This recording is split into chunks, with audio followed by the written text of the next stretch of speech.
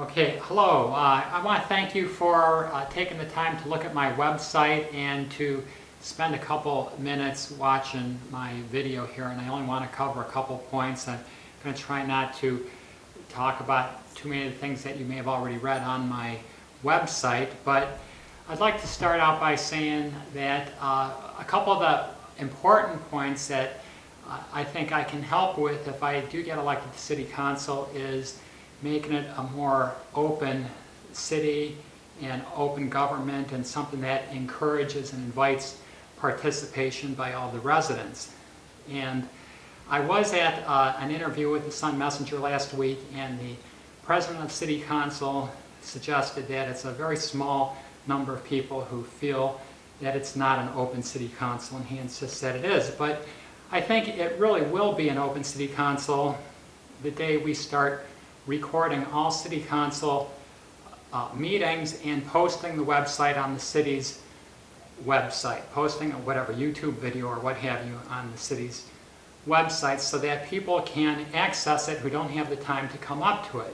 Most of the time that may not be interesting, but some of the times it can be very interesting. When there's controversy going on in the city and when there are people speaking in front of City Council that need to be heard, it would be important for everybody to be able to see and hear them. And I feel that that may be one of the reasons that the City Council does not want to do that, because they don't really want to give people who have legitimate issues a broader voice to the whole city.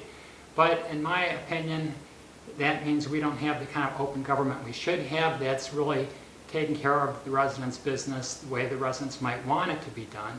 And that's probably why they have passed, over the past few years, controversial legislation that they knew was not popular widely, and in some cases we were able to collect petition signatures and get it on the ballot, such as the point-of-sale housing inspection law a few years ago.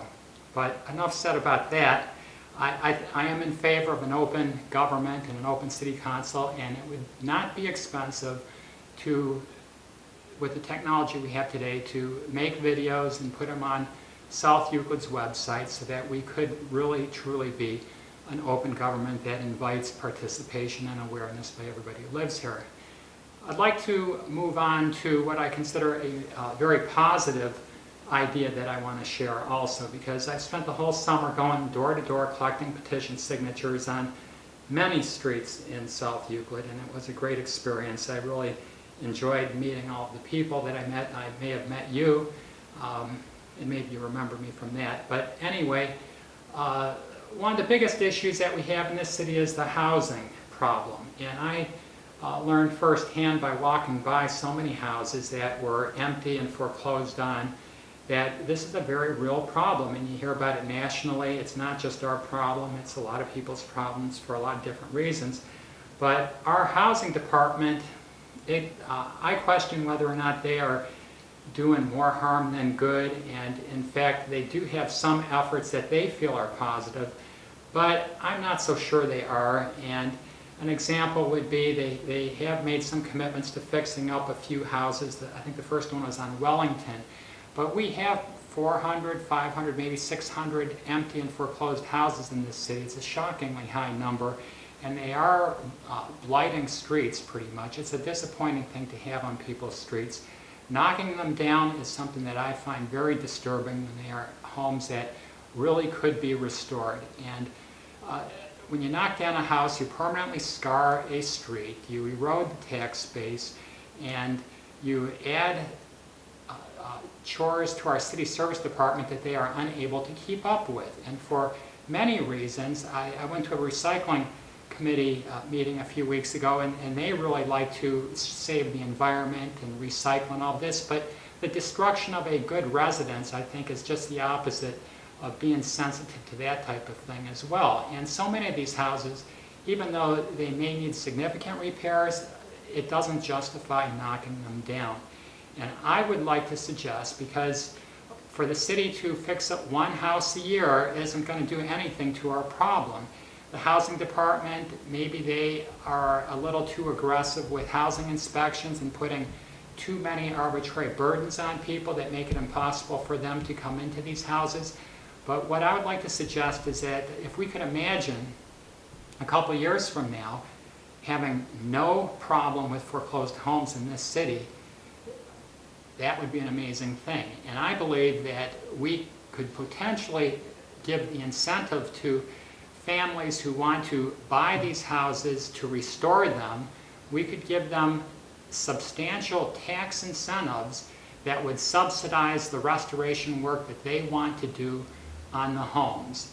And we could structure a program, because of the high level of taxes we have in this city, where we literally share the cost of a significant amount of restoration work, whether it is a new kitchen, a new bath, a new floor, painting the house. Make it as liberal as possible and make it as exciting as possible, that people will come like a magnet to do restorations in South Euclid, because nobody is offering them this opportunity. And for young people who have the talents and the skills and the ambitions and the creative energy to take something old and bring it to life, like you sometimes might see on cable television, how exciting that can be, that could be something that would put South Euclid on the map of Northeast Ohio, if not a greater area, being a huge opportunity for everybody. If we did that, the taxes that we would be giving people are taxes we're not getting anyway, because an empty house doesn't produce any taxes. But if they move into it and become a resident, we can give them something we never otherwise would have had. But if we gave it to them over a period of 5 years or so, it could be a dramatic incentive to help get people living in all of these empty houses in our city.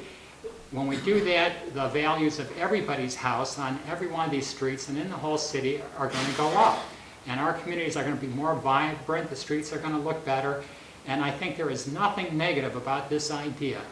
And so I'm very excited about it, and I want to promote it, and I think that thinking outside the box with issues like housing and having a more friendly city that is really there to help rather than get in the way, and it's just going to be a whole different mindset, a whole different point of view, and I think that's what we need in this city. I'm very optimistic of the potential that we have in South Euclid to have brighter days. I mean, housing-wise, it's not great right now, but times are going to change, and if we're proactive and willing to do something big, a big idea like this, we can possibly save the city, and I want to be a part of that.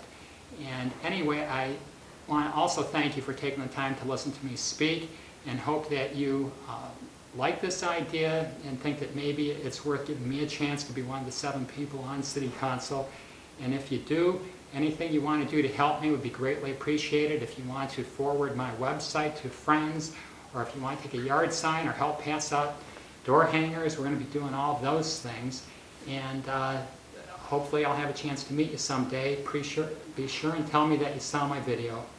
And it was nice talking to you. Thank you very much. Bye.